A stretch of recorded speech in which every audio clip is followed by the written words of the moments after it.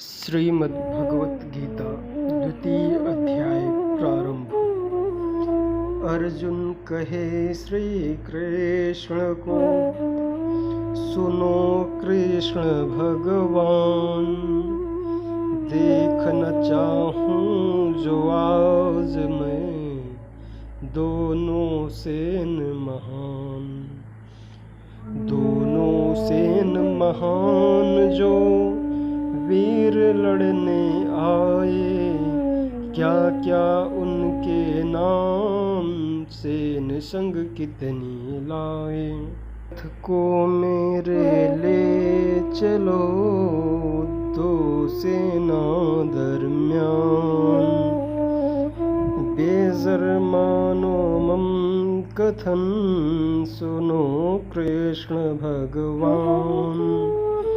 श्रीमद् भगवत गीता के द्वितीय अध्याय में संजय ने कहा, हे धृतराष्ट्र।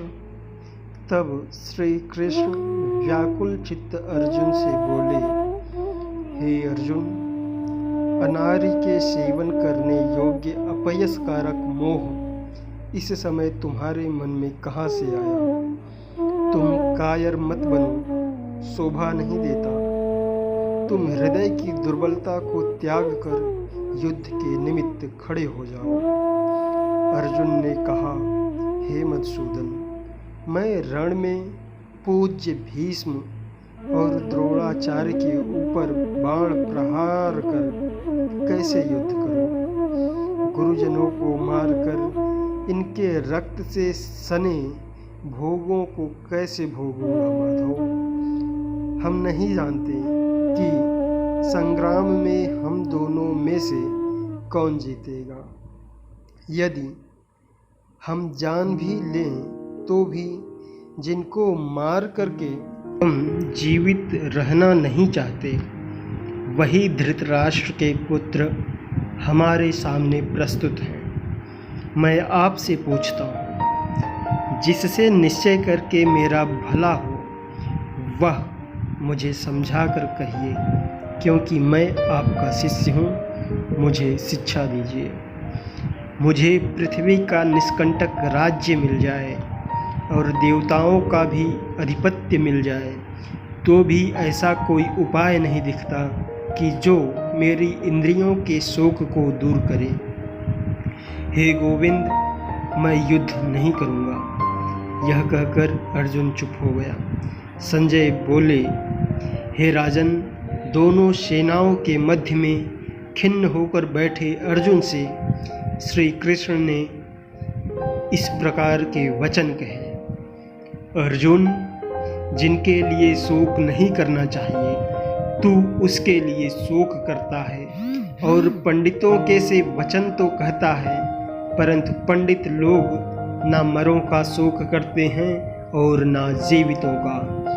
यह बात असंभव है कि मैं पहले ना था, तुम ना थे, और ये राजा भी ना थे, इसके बाद भी ना रहेंगे। जैसे देहधारियों की इस देह को लड़कपन, जवानी, बुढ़ापा ये अवस्थाएं होती हैं, तैसे ही मृत्यु के बाद दूसरी देह की भी होती है। इसलिए पंडित लोग मोह को प्राप्त नहीं होते। हे नरश्रेष्ठ, सुख दुख को समान मानने वाले जिस वीर पुरुष को ये बाह्य पदार्थ क्लेश नहीं देते, वह मोक्ष पाने का अधिकारी है। असत वस्तु का तो अस्तित्व नहीं है और सत का अभाव नहीं है।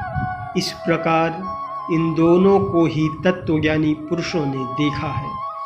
जिससे सारा संसार व्याप्त है, उसको अविनाशी जानो, क्योंकि इस नाश रहित आत्मा का विनाश करने में कोई समर्थ नहीं है। अतएव हे भारत, तुम युद्ध करो। जो पुरुष इस आत्मा को मारने वाला तथा जो मरने वाला मानते हैं, वे दोनों ही ज्ञानी नहीं है, क्योंकि यह आत्मा ना तो मरती है ना मारती है।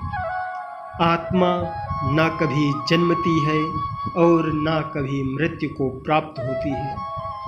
नष्ट होने पर भी वह नाश को प्राप्त नहीं होती। जो पुरुष इस आत्मा को नित्य, अविनाशी, निर्विकार और अजन्मा जानता है, वह किसको घात करवाएगा, किसको मारेगा।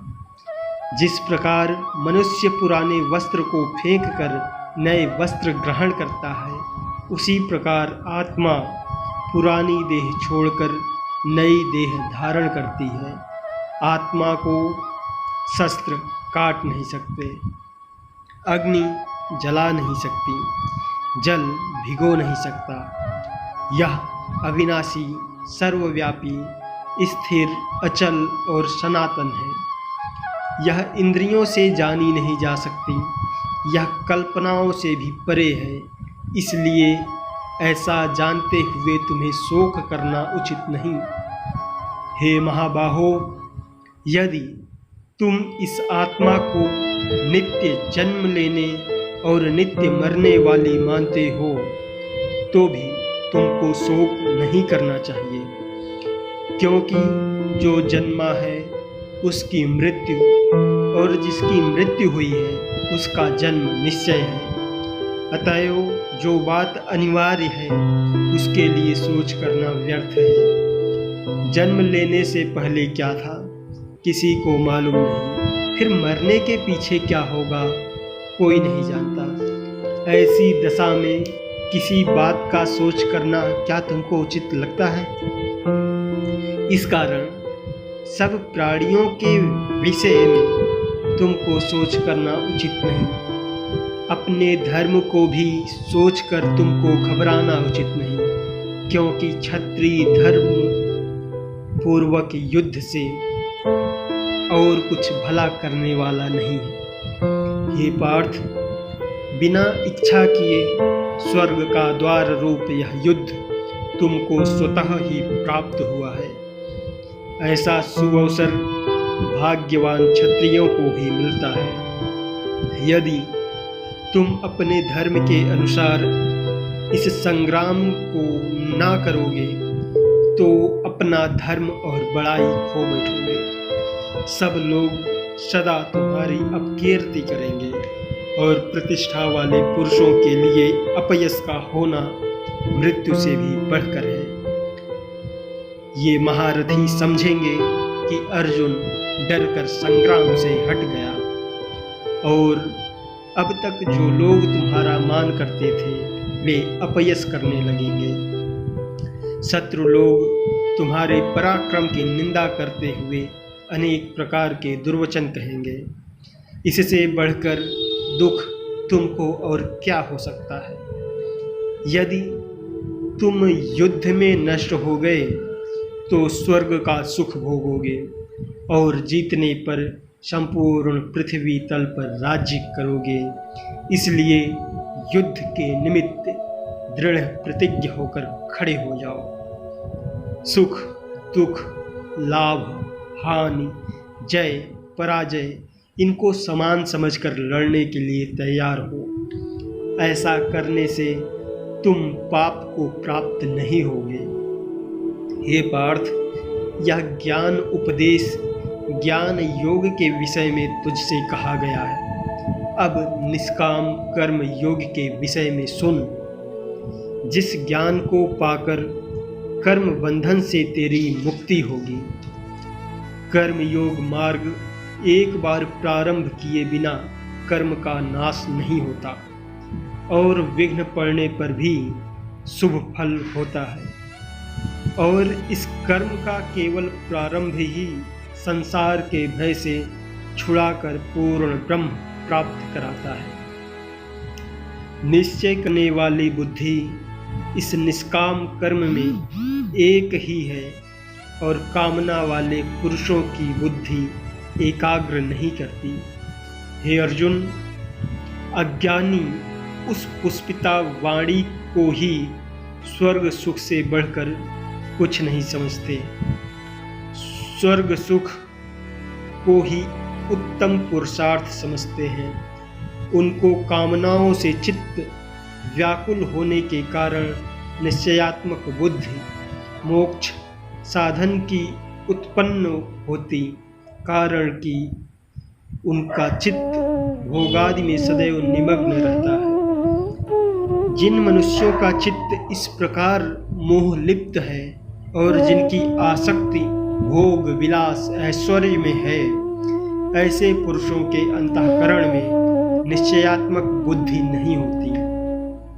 हे अर्जुन, अनेक जलाशयों में मनुष्य का कार्य सिद्ध नहीं होता। बड़े जलाशयों से वे सब प्रयोजन अनायास ही सिद्ध हो जाते हैं। उसी तरह संपूर्ण वेदों में कहा हुआ काम कर्मों का फल ब्रह्म में भक्ति रखने वाले मनुष्य को सहज ही प्राप्त होता है। तुमको केवल कर्म करना चाहिए, फल तुम्हारे अधिकार में नहीं। तुम ना तो फल की अभिलाषा से काम करो, ना ही निकम्मे बने रहो। फल की आशा त्याग कर कार्य की सफलता को समान मानकर तुम योगस्थ होकर कर्म करो। यही कर्म ज्ञान योग है। बस बुद्धि योग सहित कर्म से अन्य कर्म अत्यंत हीन है। इसलिए तुम बुद्धि योग का आश्रम ग्रहण करो। फल की इच्छा रखने वाले निकृष्ट होते हैं।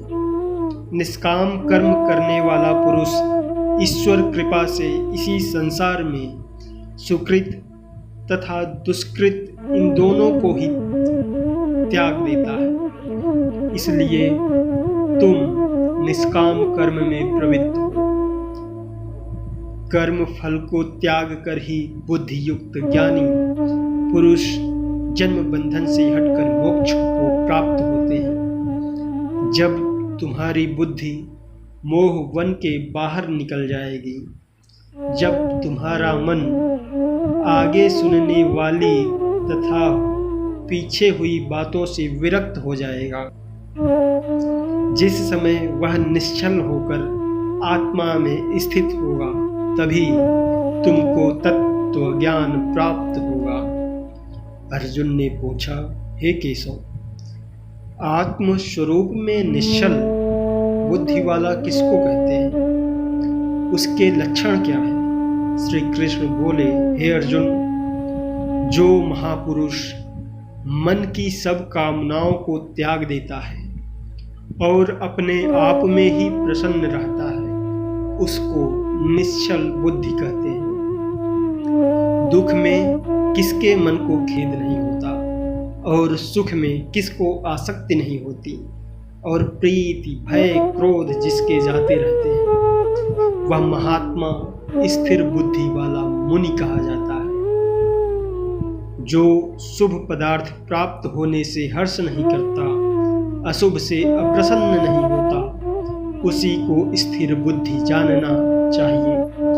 और कछुआ जैसे अपने अंगों को सिकोड़ लेता है, उसी तरह पुरुष अपनी इंद्रियों को विषयों से हटाता है, उसी की बुद्धि स्थिर जाननी चाहिए। निराहारी पुरुष के विषय घट जाते हैं, परंतु विषयों में उसकी चाह बनी रहती है। पर ब्रह्म का अनुभव होने पर चाह भी घट जाती है। हे अर्जुन, मोक्ष में प्रत्यक्ष करने वाले विद्वान व्यक्ति को भी प्रबल इंद्रिय बलात्कार से उसके मन को जीत लेती है। इसलिए सब इंद्रियों को विषयों से रोक मेरे विषय में तत्पर हो जाओ। जिसने इंद्रियों को वश में कर लिया है, उसी की बुद्धि निश्चल है। जो पुरुष विषयों के ध्यान में रहता है, उसकी प्रीति हो जाती है। प्रीति होने से कामना होती है। इच्छा के पूर्ण न होने से क्रोध की उत्पत्ति होती है, और क्रोध से अविवेक होता है। अविवेक से स्मरण शक्ति नष्ट हो जाती है। स्मरण शक्ति के नाश होने से बुद्धि क्षय होती है। जिसकी बुद्धि का नाश हो वह विनाश को प्राप्त होता है। जो पुरुष राग द्वेष से रहित हो अपने मन को वश में रखता है वह शांति को प्राप्त होता है। शांति मिलने पर सब दुखों का नाश हो जाता है। प्रसन्न चित्त वाले की बुद्धि निश्चल होती है। जो पुरुष योग युक्त नहीं है उसकी निश्चल बुद्धि उत्पन्न नहीं होती। ईश्वर में भावना नहीं होती। भावना के ना होने से शांति प्राप्त नहीं होती। अशांत को सुख कहाँ से मिलेगा? जैसे नाव को जल में खींच ले जाती है वायु, उसी प्रकार इंद्रियां उस पुरुष की बुद्धि का नाश कर देती है। इस कारण हे महाबाहो, जिसकी इंद्रियां विषयों से सर्वथा रोक ली गई हैं उसकी बुद्धि स्थिर है। जो सब प्राणियों की रात है उसमें संयमी जागता रहता है और प्राणी मात्र जिस समय जागते हैं मुनिजनों की वह रात्रि है। जल से भरे समुद्र में और नदियों का जल भरने पर भी वह अपनी मर्यादा पर बना रहता है। उसी प्रकार जिस पुरुष में इच्छा के रहने पर भी सब विषय भोग प्रवेश नहीं करते हैं उसी को शांति मिलती है। विषयों की इच्छा करने वाले को शांति नहीं मिलती। जो सब कामनाओं को छोड़कर तथा इच्छा रहित विचरता है वह शांति को प्राप्त होता है। हे पार्थ, ब्रह्म स्थिति यही है। ऐसी स्थिति मिल जाने पर प्राणी फिर मोह में नहीं फंसता और अंत समय में निर्वाण ब्रह्म को प्राप्त होता है। जय श्री कृष्ण।